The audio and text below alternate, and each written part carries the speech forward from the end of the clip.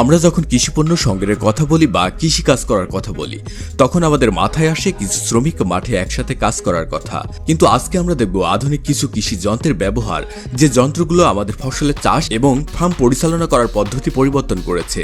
এই উন্নত প্রযুক্তি যন্ত্রগুলো ব্যবহারের ফলে আমাদের কৃষিতে খরচ যেমন সাশ্রয়ী হয়েছে, তেমনি উৎপাদনও বৃদ্ধি পেয়েছে কয়েক গুণ। তো চলুন দেখে নেওয়া যাক কিছু আধুনিক কৃষি যন্ত্র ও তার ব্যবহার।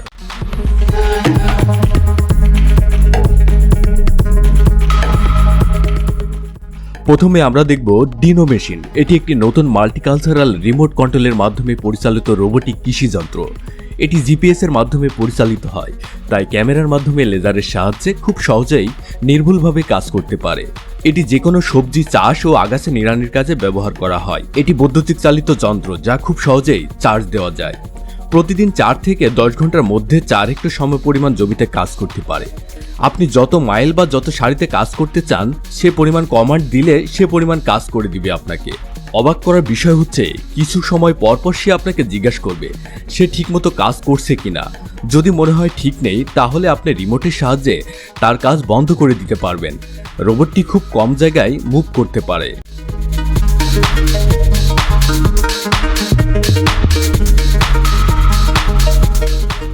এখন আমরা দেখব অ্যাগ্রোবেড ই সিরিজ মেশিন। এটি একটি আধুনিক রোবোটিক মেশিন, যা শাকসবজি সংগ্রহের জন্য ডিজাইন করা হয়েছে। এটি স্বয়ংক্রিয়ভাবে ফল সংগ্রহ করে এবং নিজেই ফল বক্সে রাখতে পারে। এর উন্নত প্রযুক্তি এবং কার্যক্ষমতা কৃষকদের জীবনকে সহজ করে তুলেছে। এই মেশিনটি বিভিন্ন উন্নত সেন্সর এবং ক্যামেরা দিয়ে সজ্জিত, যা ফসলের অবস্থান এবং পরিপক্কতা নির্ধারণ করতে সক্ষম। এটি বিদ্যুৎ চালিত, ফলে কার্বন নির্গমন নেই। এছাড়াও এর ব্যবহারে জমিতে ক্ষতিকর রাসায়নিকের ব্যবহারও কমে যায়।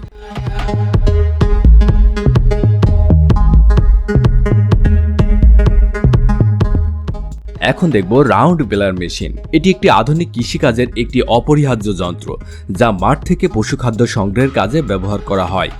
এই মেশিনটি খড়, ঘাস এবং অন্যান্য শস্যের অবশিষ্ট অংশ থেকে গোলাকার বেল তৈরি করে, যা পরিবহন এবং সংরক্ষণের জন্য অত্যন্ত সুবিধাজনক। এই মেশিনটি একটি ট্র্যাক্টরের সাহায্যে চালানো হয়। তারপর ট্যাঙ্কো 1320 মেশিনের সাহায্যে ঘাসের চাকাগুলোকে জার্পিং সিস্টেম স্বয়ংক্রিয়ভাবে শক্ত করে বাঁধা হয়, যার ফলে ঘাসগুলোকে দীর্ঘ সময় সংরক্ষণ করা যায়।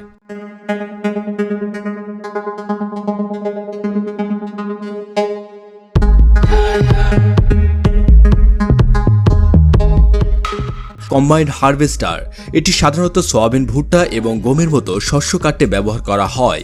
এই মেশিনটি দিয়ে ফসল কাটা, মাড়াই এবং ঝাড়ু দেওয়া একই সাথে 3 কাজ করে থাকে এবং ফসল কাটার পর পরিবহনের কাজেও ব্যবহৃত হয়ে থাকে, যার ফলে সময় এবং খরচ দুটি বাঁচে।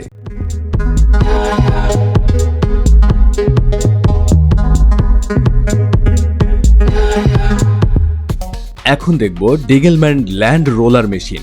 এটি কৃষিক্ষেত্রে ব্যবহৃত, যা মাটির পৃষ্ঠ সমান ও মসৃণ করতে ব্যবহৃত হয়। এটি মটরশুঁটি এবং মসুর ডাল চাষের জমি নিখুঁতভাবে তৈরি করার জন্য ব্যবহার করা হয়। মেশিনটির বিশেষত্ব হল উঁচু নিচু সব জায়গায় সমানভাবে কাজ করে। মেশিনের ফ্রেম মজবুত স্টিলের তৈরি, যা দীর্ঘমেয়াদী ব্যবহারের জন্য উপযুক্ত। ডিগেলম্যান ল্যান্ড রোলার বিভিন্ন আকার ও প্রস্থে পাওয়া যায়। সহজে মুভমেন্টের জন্য মেশিনের চাকা ও ট্রান্সপোর্ট সিস্টেম থাকে, যা মেশিনটিকে এক স্থান থেকে অন্য স্থানে নিয়ে যাওয়া সহজ করে।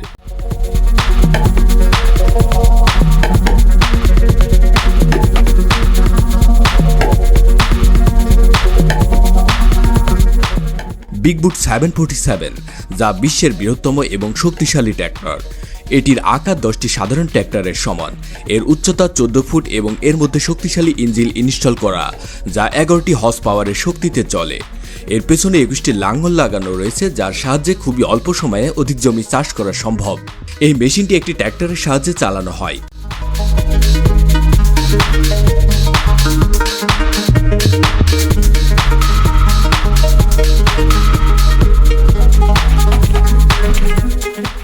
এখন দেখব বেড ফার্মিং মেশিন। এই মেশিনের সাহায্যে ট্রেক্টরের পিছনে থাকা রোলারের মাধ্যমে জমিতে একসাথে 4টি সারি তৈরি করা যায়। এরপর প্লাস্টিক মেশিনের সাহায্যে সারিগুলোর ওপর প্লাস্টিক আবরণ তৈরি করে এবং একই সাথে গর্ত তৈরি করে বীজ বপন করা হয়। প্লাস্টিক মোড়ানোর ফলে ফসলের পানি কম লাগে, যার ফলে খরচ কম হয় এবং উৎপাদন বেশি হয়। আপনি যদি এক লাইনে বড় সারি তৈরি করতে চান তাহলে ইস্টন বুরিয়ার মেশিনের সাহায্যে সেই কাজ করতে পারেন। এই মেশিনের বিশেষত্ব হলো পাথর বা শক্ত মাটিতে খুব সহজেই সারি তৈরি করতে পারে।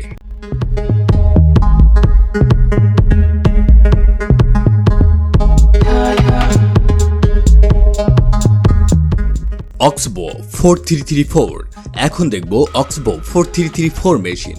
এটি খুব দ্রুত তৃণভূমি বা ঘাসের মাঠ পরিষ্কার করার জন্য ব্যবহৃত হয়ে থাকে। এই মেশিনের সামনে থাকা ঘূর্ণীয়মান ব্লেডের সাহায্যে সামনে থাকা অবাঞ্ছিত গাছ কেটে ফেলে। এই মেশিনের সাহায্যে একসাথে 40 ফুট জায়গা পরিষ্কার করা যায়। এর ফলে অনেক বড় জায়গা খুব দ্রুত পরিষ্কার করা সম্ভব। মেশিনটি 3 ভাগে ভাগ করা, 3টি পার্ট দিয়ে আলাদা আলাদাভাবে কাজ করা সম্ভব। এখন দেখব থার্মাল মেশিন। এটি এমনভাবে কাজ করে যার ফলে ফসলের কোনো রকম ক্ষতি ছাড়াই আগাছাগুলোকে লেজারের মাধ্যমে জ্বালিয়ে নষ্ট করে দেওয়া যায়। এই পদ্ধতির দুর্দান্ত বিষয় হলো এই কাজটি করতে কোনো রাসায়নিক ব্যবহার করা হয় না, যার ফলে এটি পরিবেশ বান্ধব এবং মাটির গুণগত মান বজায় রাখে।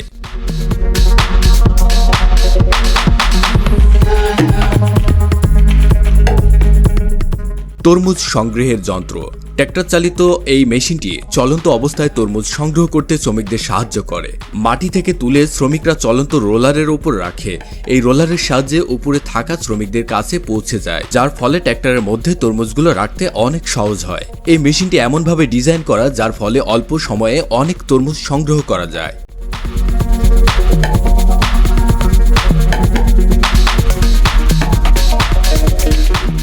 ফ্ল্যামিং ট্র্যাক্টর। ফ্ল্যামিং ট্র্যাক্টর হচ্ছে খুবই অ্যামেজিং একটি ট্র্যাক্টর। এই ট্র্যাক্টরটি হাল চাষের মেশিন হিসেবে কাজে লাগে। এই মেশিন থেকে আগুন বের হয়, যার সাহায্যে জমিতে থাকা পুরনো ফসলের অবশিষ্ট অংশ পুড়ে ছাই করে ফেলা হয়, যার পরবর্তীতে চার হিসাবে ব্যবহার করা হয়। আপনি চাইলে মেশিনটির আগুন বাড়াতে বা কমাতে পারেন। আগুনের তীব্রতা 1100 থেকে 1800 ডিগ্রি সেলসিয়াস পর্যন্ত হতে পারে।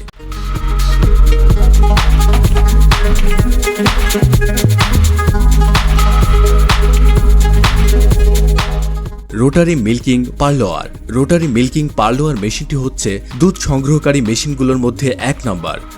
এই মেশিনটির সাহায্যে খুব সহজে ও অল্প সময়ের মধ্যে দুধ দহন করা যায়। দুধ দহনের সাথে সাথে আপনি তার পরিমাণ জানতে পারবেন। এই মেশিনটি বেশি দুধ দহনের জন্য গরুর জন্য ডিজাইন করা হয়েছে। এটি ঘন্টায় প্রায় 2000 লিটার গরুর দুধ দহন করা যায়। ধন্যবাদ এতক্ষণ সাথে থাকার জন্য। আমাদের প্রত্যেকটি video like, comment and share করে আমাদের পাশেই থাকবেন।